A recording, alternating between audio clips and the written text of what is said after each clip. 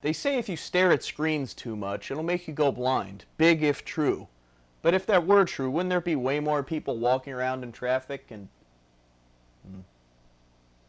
If you came here to watch someone on a screen talk about two people who watch two other people on a screen, then you're going to be happy as a clam during high tide. Why, it's today's review. I saw the TV glow.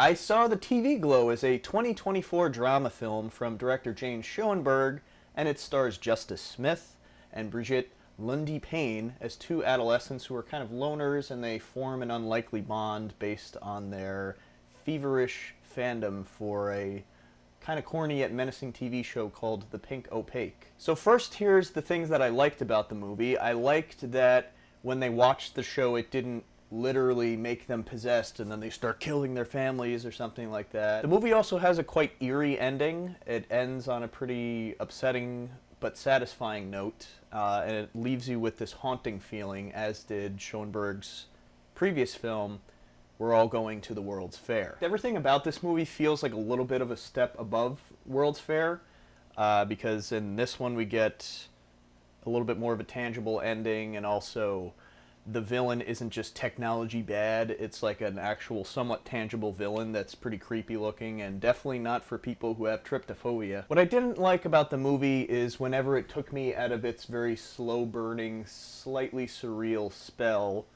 One thing, it takes place in the 90s, as if, whatever, it's kind of inconsequential to this movie in my opinion, and also anytime the character just sort of looks right into the camera and starts talking. This movie has a lot of different ideas, it kind of throws them all at you, and even though it's a bit of a mess, ultimately I found it satisfying. I think it goes beyond phone bad, technology bad, and it taps into something more about sort of mental illness and despair and fear of being yourself. In my review for Skinamarink, I brought up how I thought World's Fair was a little bit too underdeveloped for my taste, but I do like how those two films and this film and a couple others are sort of ushering in this new movement for horror. It takes some cues from slow cinema, for example, but it's also clearly made by people who are around my age who are young enough to, you know, not have grown up with 8-tracks, but were old enough to have lived in a time that was pre-smartphone era, and there's sort of a foot in each world, and how those two are not very different at all. And I'm somebody who also grew up not too dissimilar to these characters, but as you know, luckily it all paid off in the end because I became a fabulously successful YouTuber.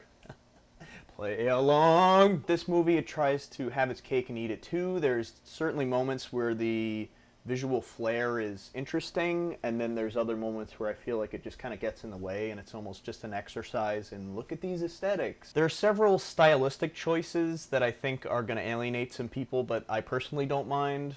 It's certainly a slow-moving movie. I think that's fine.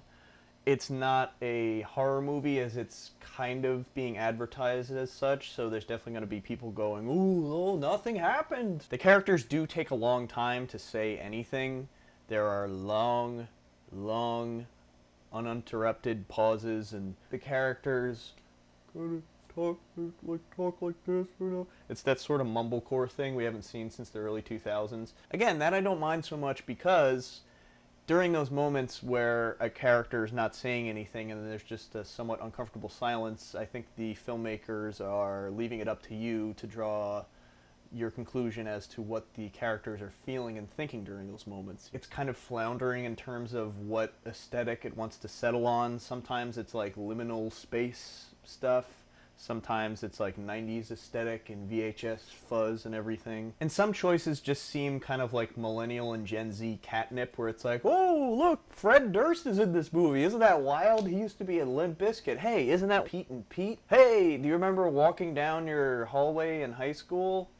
What are we doing? Elephant? Both people who enjoyed or didn't enjoy this movie are probably going to say the same thing, which is that not much happens, but people like me who did like it are going to say, you just have to feel it, bro, which kind of makes the whole art of reviewing movies obsolete.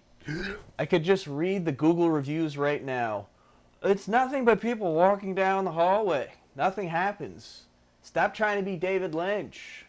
Sometimes I wish David Lynch wasn't popular anymore, just so I wouldn't have to hear that lazy freaking comparison again. So, I could give this movie a moderate recommendation. I liked it a little bit more than We're All Going to the World's Fair. I think this filmmaker is getting more mature in their style. That movie also felt a little bit like it was unfortunately being made during COVID, whereas this one is just more restrained just because the story calls for it, so I'm excited to see what they do next.